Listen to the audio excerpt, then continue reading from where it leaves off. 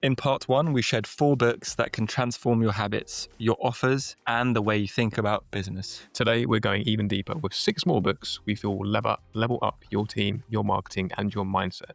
These are ones that separate businesses that survive to those that thrive. Absolutely. Welcome back to the Marketing Podcast for Local Businesses, the show that gives you practical, proven marketing advice to help you grow your business right here in the UK. I'm Adam, founder of websitedesigners.london. Over the years, we've helped businesses generate tens of millions of pounds online through smarter design and marketing. And I'm Josh, I'm the founder of ImproveMySearchRanking.com, a specialist SEO agency that's helped over 400 businesses generate over £200 million in sales. Fantastic. So look, if you want advice that's just not theory, but proven strategies you can put into action, you are in the right place. Did I just muddle that up? I don't know. That's okay. Let's crack on. So we've got 6 books we're going to be speaking about today.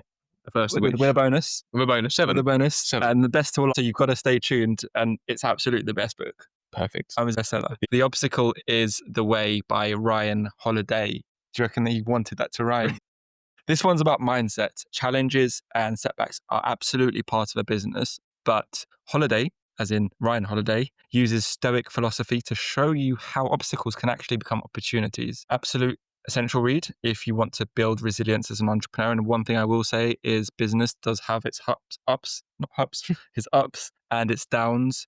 You're going to face a lot of adversity. You're going to face a lot of brick walls, a lot of no's, a lot of, sorry, I can't come into work today, a lot of no's, but you've got to be resilient. I can't stress that enough, right? It's just about not taking things personally, which I've had to work on myself, not being sensitive when people say no. It's not personal to you if they say no about your product or service. It's just not right for them at this point in time. Move on.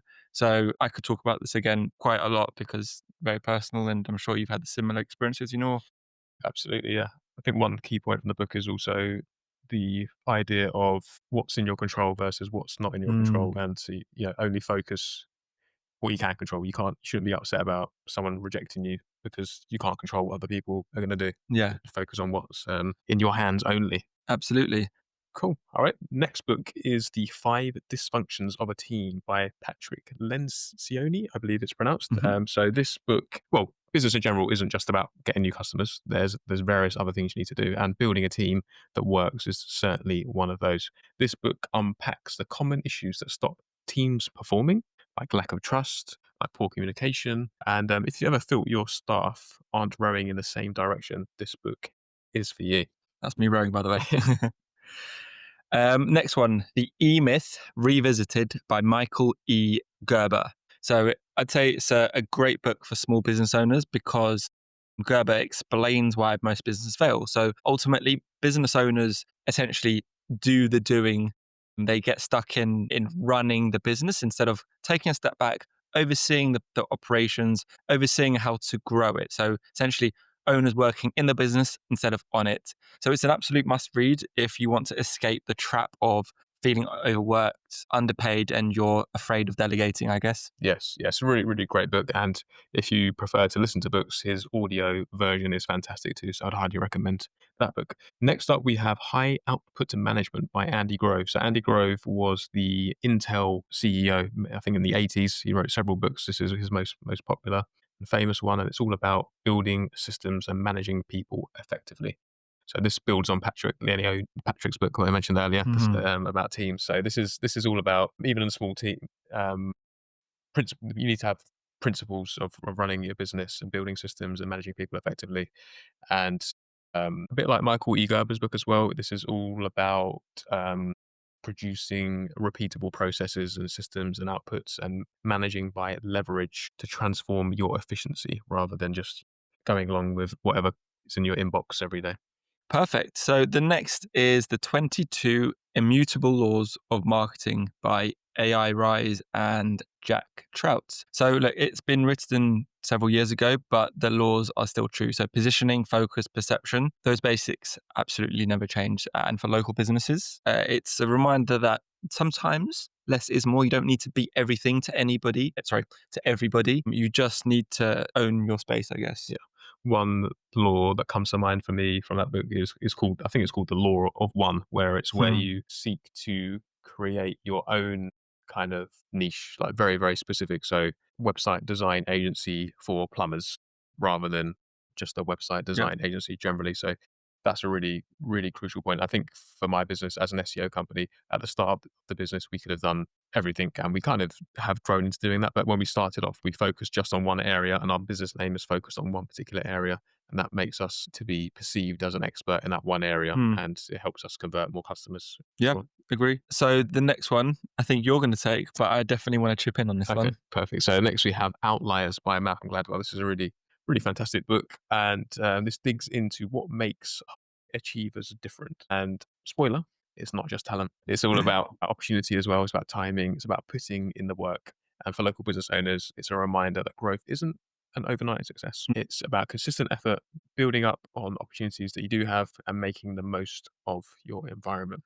The reason why I love this book, it's essentially outlining in a book how you should be differentiating yourself from the ordinary, essentially, how you need to be an outlier, essentially. But this doesn't mean running 20 marathons in a year.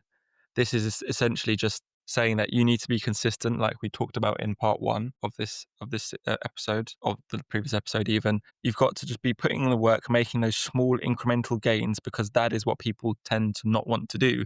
They are they don't want to go to the gym at 6 a.m. because it's raining or it's cold or they're tired. But those who are outliers will do that. They prioritize routine, they make a commitment to themselves, and they don't let anything get in that way. So that's what I'd kind of take from that. So look, the famous 10,000 hour rule comes from this book. And while you might not complete 10,000 hours straight away, the principle is clear. Basically, mastery comes from persistent practice. And just to highlight the 10,000 hour rule, you need to do 10,000 hours of one thing, whether it's learning a language, whether it's doing SEO for local businesses, whether it's designing stunning websites for customers. If you do 10,000 hours of anything, you will become a master. And that is the principle. Mhm. So it's persistence, practice daily. Absolutely.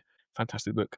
And I think there is one more There is one bonus book. bonus book here. So this book is the best book in the whole world. And I say that because I am biased, because it's my book, published early this year, or January this year, or January 24. Can't even remember now. But essentially, it's called Becoming a Strategic Business Leader, the Ultimate All-in-One Guide by yours truly, Adam Niazi. Go and search for it on Amazon. It was an Amazon bestseller. Essentially, what the book is, it lays out a huge number of business frameworks and how you can apply them to your business, whether it's a SWOT, so strengths, weaknesses, opportunities, threats. If you don't know what that means, go grab the book. A PESTEL, political, analyzing your external environment. So if you're trying to create a business, what does the external environment, if you want to expand, let's say globally, I don't know, to Dubai, but you're currently running it here, what framework can you use to analyze the geographical location of Dubai in order to see if you're going to be a success or not, what you need, the risk factors, etc. But I've just stated two of the most basic frameworks in the book. It has a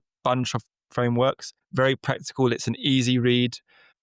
It's what I learned at university, and I think it's all I'll say is it was, as I say, an Amazon bestseller. It's available worldwide, and hopefully that proves that it's not just me talking about it. But go give it a read and let me know what you think. Fantastic. Awesome. So to recap, here are the top 10 books that we recommended in today's episode and the previous one. So first we had Atomic Habits, and we had 100 million offers, then we had the 4-Hour Work Week, influence, The Obstacle is the Way, 5 dysfunctions of a team, The E-Myth Revisited, high output management, The 22 Laws of Marketing, outliers, and of course, Becoming a Strategic Business Leader, the Ultimate All-in-One Guide. So look, these books cover everything from personal habits to sales to leadership and psychology. Think of them as your growth library, I guess. Not just to read once. I've read some of these books several times, so has Josh, but to revisit whenever you need clarity or inspiration. So pick one from today's list and start this month. You'll be amazed how even a single new idea can change the way you run your business. Absolutely. If you enjoyed this website, please do hit follow on Spotify, Apple Podcasts, wherever you listen to your podcast, so you don't miss the next one. It absolutely helps us as well. So you'd be doing us a favor too. And tell a friend to tell a friend. If you're listening on a platform that allows you to submit reviews, please leave us a 5-star review. We'd appreciate that a huge amount. And thanks very much for tuning in. We'll see you next time.